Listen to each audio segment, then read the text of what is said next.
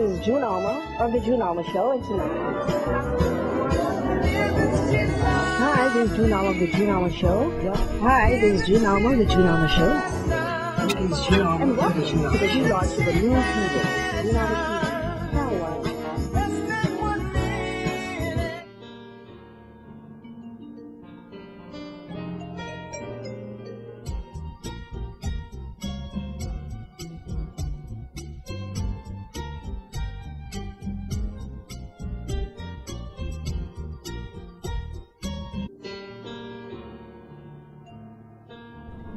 Hi, good evening. This is June Alma of the June Alma Talk Show, and welcome to another episode of celebrating Valentine's Day.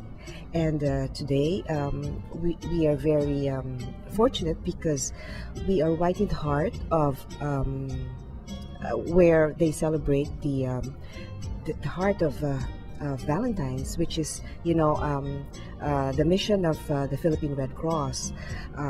Their main activities are the bloodletting activities and also the disaster emergency preparedness. And so we're also very lucky tonight because we have with us one of the moving forces behind this wonderful organization. She was formerly the Department Secretary of DSWD, and now she's very active in advocacies that would try to raise the character of the citizenry, and on top of that, she's also the current Secretary General and the Board Secretary of the Philippine Red Cross. And so we're lucky to have with us tonight the very popular former Secretary, now Board Secretary of the Philippine Red Cross, Ms. Corazon Alma de Leon. Good evening, ma'am, and welcome to the June Alma Talk. Thank you very much. It really is a privilege to be interviewed even in this particular building, which is so close to my heart. As many may know, I was Secretary General from 2006 to 2009, and the circumstances why I became Secretary General is because the circumstances under which I became a Secretary General was when there was the Ginsaogon tragedy. Mm-hmm. So it's almost saying that the challenge came to me to become Secretary General. And I thought I was just going to be there for a year, like temporary, until a permanent Secretary General. But I did stay for 3 years until I became diabetic, and that is why my advocacy is really health, and I am sure the Philippine Red Cross, which really stands for saving lives, alleviating human suffering, and restoring human dignity. I feel swak na swak doon sa interest ko na makatulong sa mga tao, because many people don't know that in addition to being social worker, I have a degree in public health. Mm-hmm. So I want to put health in the hands of the people. So, for instance, your program, I think, is going to be a very important force to encourage people to put health in their hands, no? Kasi pag nagkasakit sila, I dread the thought na magkakasakit sila and they will have to go to a private hospital and have to pay so much money when they don't have the resources. Maraming mahirap eh.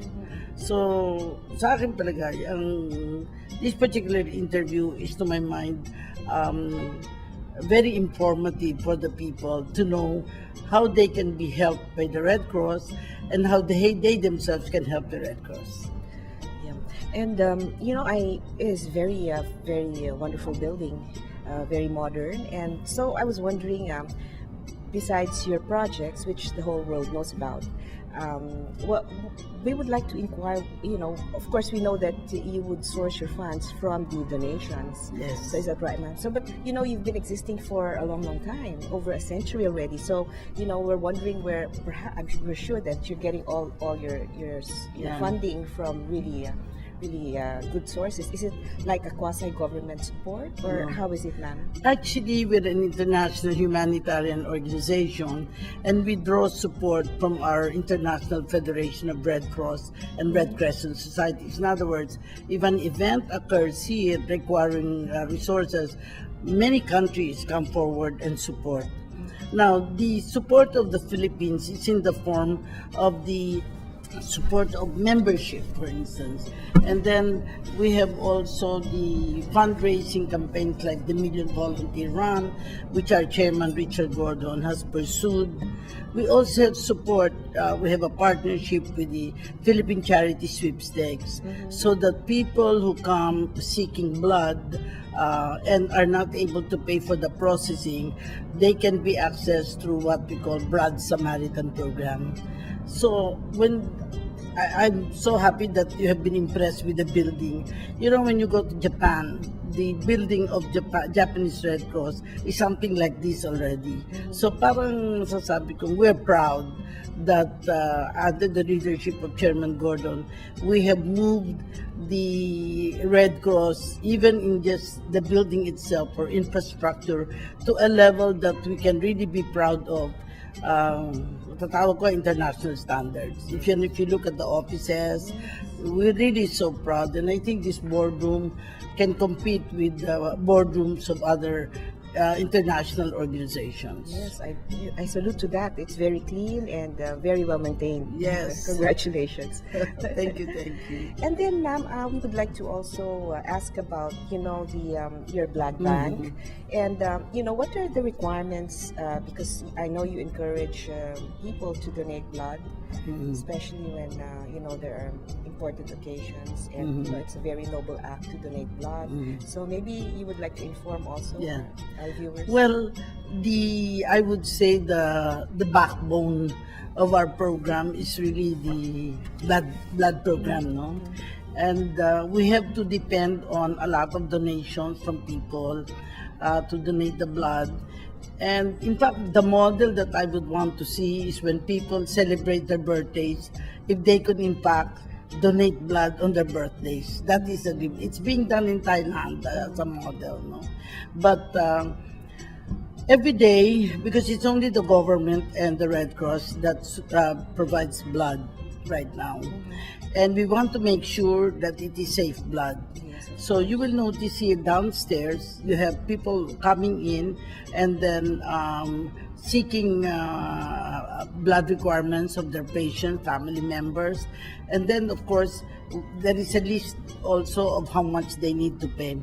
But if they don't have the money, all they need to do is have a certification that they're indigents, and then we're able to provide them the blood because precisely of the help of the Philippine Charity Sweepstakes. There is an amount that was made available to the Philippine Red Cross. But beyond the place here, we have really chapters all over the country where they can access to the blood if they have need for blood in the various hospitals. All they do is call the Philippine Red Cross, and in fact, the chairman now wants that we will even deliver the blood, because if we are not able to do so, it would mean life and death situation. Yeah, so I'm sure you have very efficient, protocols on the procedure for sourcing this blood and keeping them. How long do you keep them safe in the blood banks? I understand a month. No, you can store the blood for a month, but because the need is vast, I find it very, shall we say, smooth in the operations of the blood bank. And there are periods, and the chairman has been very emphatic about this, like usually the lean months, we call it, like in the summer or in December. That is why there is often an appeal for people to donate blood, so that at any time when people come here, they can easily access to the blood. Is there a minimum requirement, like a weight requirement, for them to be able to donate blood? Because Well, first of all, they have to be examined if they are yes, they're healthy, because you can ill afford to have somebody donating blood that is somebody who has HIV/AIDS, or course, somebody who's yeah. not healthy. Even I, when I was chairman of the Civil Service Commission, then I wanted to donate, and they found out I have a low hemoglobin count. So I'm an example where even if I want to donate, physically my condition is not supportive of that kind of donation. But I would say this is why the Red Cross has been implementing what we call the Red Cross 143. What is the Red Cross 143? It is encouraging the community. That means hopefully 42,000 barangays, where you will have one leader and 42 volunteers, broken in terms of the different areas in the barangay, so that at any moment, if people need blood, there will be they can access to the blood, because the blood is available from the community in our chapters. We have right now 100 chapters all over the country. And what does a chapter mean? A chapter means there is a chapter administrator, there are what we call chapter representatives for different activities such as community health, of course the blood, we have Red Cross Youth, and we also have safety services. Let me say something about the safety services. We're encouraging every chapter to be conducting trainings on basic life support, for which they pay, and that becomes income producing for the chapter. At the same time, at any given time, you can access to a person who knows how to save lives, a basic life support. And I would even add that we're trying to make sure that, for instance, the lifeguards in hotels are all trained to save lives, because maybe the lifeguard is just watching there, but the idea is that while he's watching, he's able to save a life in case that person drowns or something like that. I see. So you were saying, ma'am, that you have a continuous training Yes. program, or do you have a school that's also under the Philippine A Red training Cross? program that is continuous, and a training program that seeks to level up or improve the capacity of our staff, and of course to be able to reach out to more members. And that is why I think we should emphasize membership. Every Filipino should be a member of the Red Cross. We're not yet there, but I think it's very important that we pursue that, and we tell all the Filipinos that, hey, you can be a member of the Red Cross. I see. Okay, so we're very, excited about all the details of the Red Cross, and we'd like to take a break for a while, and shortly we shall return. Thank you.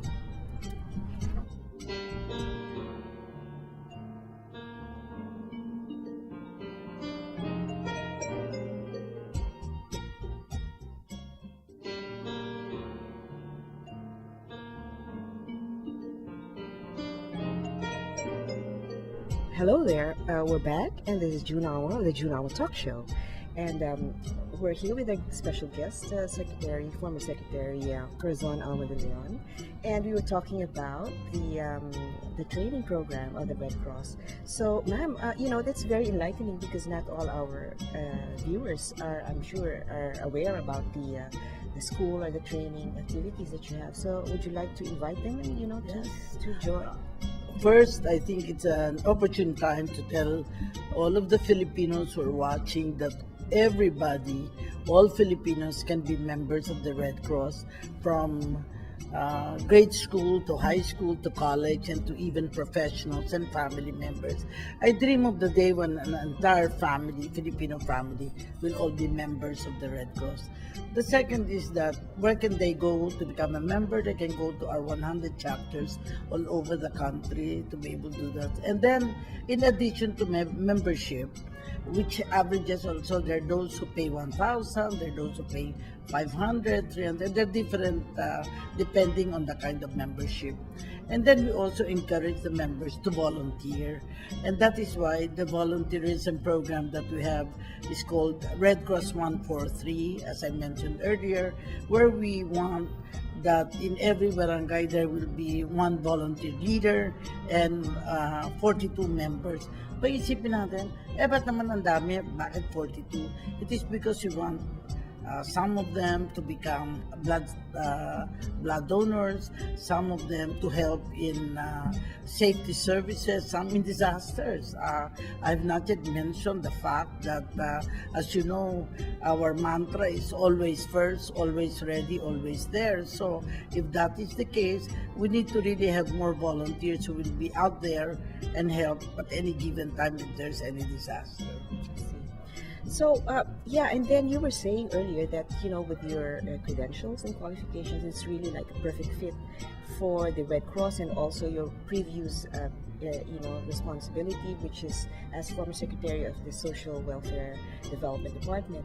So, ma'am, would you like to tell us about the welfare policy of the Philippines? Because apparently it's not like in the United States where they have this, social welfare and all that, and everybody knows about all these food stamps they get and all the money they get out of the social.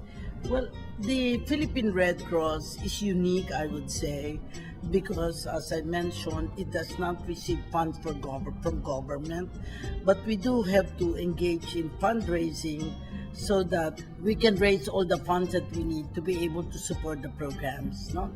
And I remember the chairman at the time when I was Secretary General, even before that, had what he called the Millennium Development Fund, where he tried to get companies to donate $1 million every year to the Red Cross. So kita mo na ang suporta will be from the private sector and of course the membership at large. Be there as it may, very important na people understand where the money is going. Kaya we need to have transparency, we need to have accountability, and therefore any issue regarding accountability, we immediately address. No, we immediately report. That is why we have the website. People can ask questions, and that is why we also have a radio program every Saturday from 7 to 8, where we discuss issues that affect the Red Cross. For instance, we have a program where we interviewed the leadership of the Philippine Heart Association. We also interviewed the Philippine Dental Association because all of them are related also to the Philippine Red Cross in the matter of health. And I am convinced that this kind of partnership must be strengthened, and we need communication strategies such as yours, to invite us to be able to speak and talk about our programs. So, yes, going back again to my question about comparatively with the social welfare programs of the United States, where they have, they have Social Security, they have Medicaid, they have food stamps and Medicare, and but apparently it seems like it's becoming the downfall of the United States because they're all coming to beg already. Yes. Instead of keeping themselves healthy and ethically good workers, they would resort to becoming like beggars already and just relying on the food stamps and the Social Security. I know what you're referring to because truth that there have been a lot of welfare cases in the U.S. that have been put into scrutiny. We don't have that right now in the Department of Social Welfare. We have a program, of course, the Pantawid Pampamilya, to enable the families to send their children to school and to enable the families to have access to health care, which is different from the income maintenance program of the United States. That is why the cost of medical care in the U.S. is tremendous, and there's been a lot of reaction to that. In fact, I think politically this should be a very important issue on health care in the U.S. But to go back to the Red Cross, remember we're auxiliary to government, and therefore it's really the government's responsibility to be able to provide those. We support or we provide services to what we call the most vulnerable, yung bang pinakamahirap na maaaring hindi rin nararating ng gobyerno. And if you see that such is the case, we also inform government. Kasi very important yung partnership between government and of course the international humanitarian organization like the Red Cross. Yeah. What about, ma'am, because you're a humanitarian service oriented organization, and you're known to be, for instance, in war zone areas. You're one of the Yes. primary frontliners there. So how do you go about getting the pass for your people to be safe at the same time, Yeah. and to be able to enter and help all these? Very, very interesting question and very relevant because that's precisely how Red Cross started with Henry Dunant. Henry Dunant was a businessman, and he met the victims of the war, the Austrian war in Italy, and I remember that there were 42,000 victims of that kind of war. And people might think they were brought in a hospital. No, they were cared for in the different homes in that community. And therefore, makita natin na yun din ang gusto nating mangyari dito sa Pilipinas, na sa magitan ng Red Cross ay makakatulong to ensure that the Filipinos continue to be provided health services, not just by government, but assisted by the Red Cross. So, for instance, ma'am, our country is prone to disasters. And so, comparatively with other countries in the world, how do we fare? I mean, do you have a lot more activities here because we are always disaster prone? And because of that, the Red Cross in the Philippines has evolved to become perhaps even more efficient in the Philippines, because you're trained already because of all the influx of all the disasters. I can say without batting an eyelash that we are in fact top 5 in the world today. Wow. As the performing Red Cross Society. And this is acknowledged by also our partner societies who are here. We have different country societies that are here and helping, because we cannot operate in a vacuum or just by ourselves. We need help from the other international organizations, other international societies, so we can do more. And to do more is also to be the best that you can, no? Because kahit na naman you say you do more but you're not doing a good job, it will also reflect on our Philippine Red Cross. So the mandate had been clear by the chairman when he said we must always be first, always ready, and always there. How do we say that? Always first. We have precisely the volunteers, always ready. We have modernized our equipment, and you will see around this building a lot of equipment that have been purchased. We dream of the day na no chapter will be without one ambulance. No? So the ambulance service is a thrust. And then we also have payloaders, we also have, just in case merong naka-landslide, tutulong din kami. People will say, trabaho pa ba yan ng Red Cross? Yes, because we want an integrated program that will help us.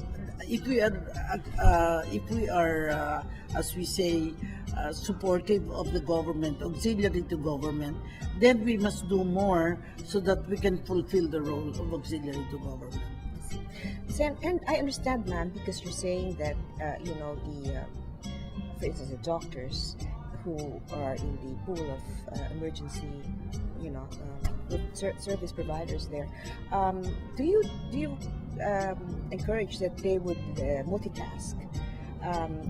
Instead of saying that I cannot help because my line is this and my line is limited. So, but in cases of emergencies, they have to spread their skills and their wings wider, and so that I think is one of the selling points of professional medical practice in the Philippines, because unlike in other countries where they have many layers of different healthcare with repetitive services, at least here for instance, the doctors would be able to take the place of the nurses and secretaries and all that. Well, say to that? how to do this? I think we have done very well in establishing partnerships, for instance, with the example Philippine Medical Association. So our life is really with the mobilization of volunteers. And when we speak of volunteers, we speak of student volunteers, community volunteers, professional volunteers. In fact, all of us in the board, 30 members of the board, are all volunteers. We don't get paid to be able, and we meet once a month, and we are responsible in committees. But at the end of the day, the real issue for the Philippine Red Cross is how do we mobilize all of the people who want to say, we're a member of the Red Cross. Well, if you want to be a member of the Red Cross, show it. You contribute to the funds. Fundraising is critical. You contribute to the service based on your expertise or professional competence. And definitely make a difference in the lives of the poor people, what we always say, the most vulnerable. Pero hindi lahat ganon eh. I mean, even if people pay membership, they feel they have done it already, they have paid. So we still need to continue to empower and inspire them so they will feel that beyond the payment of membership fee, that they can do more, that they can in fact volunteer. To me, that's the model that I see. You pay, become a member, you become a volunteer, and you serve not just the Red Cross, but the country as well. But what do they get in return to? I'm sure they would get what benefits out of it. Do they get something like free health care, or like all these blood works and tests, so that just in case they would have to donate blood as well, then they're healthy, and at the same time it encourages the citizens to be healthy and productive. Yeah. So I'm glad you mentioned that because sabi ko nga, health must be in the hands of the people. And a healthy nation, to me, is the backbone also of any country. I would not want to see na maraming mga tao sa atin ay hindi makabayad sa kanilang mga ospital, ang pangangailangan nila dahil masyado silang mahirap. We have to lift them up. Kailangan matulungan sila maitaas ang level ng kanilang buhay. okay, so it was very nice talking to you, ma'am. And any more parting words that you would like? You were mentioning about your party list. I have a favorite quotation that goes like this. It's really from Albert Einstein, who wrote, "We may not be able to change the structure of the universe, but maybe by raising our voice, we can pursue the greatest of all causes, peace on earth and goodwill among men." I think this interview has been such. So thank you very much for the opportunity. Thank you. So now we would like to thank Secretary Alma Corazon de Leon, and we'd like to invite all our televiewers again next week for another enlightening hour at the June Hour Talk Show. Thank you and good night.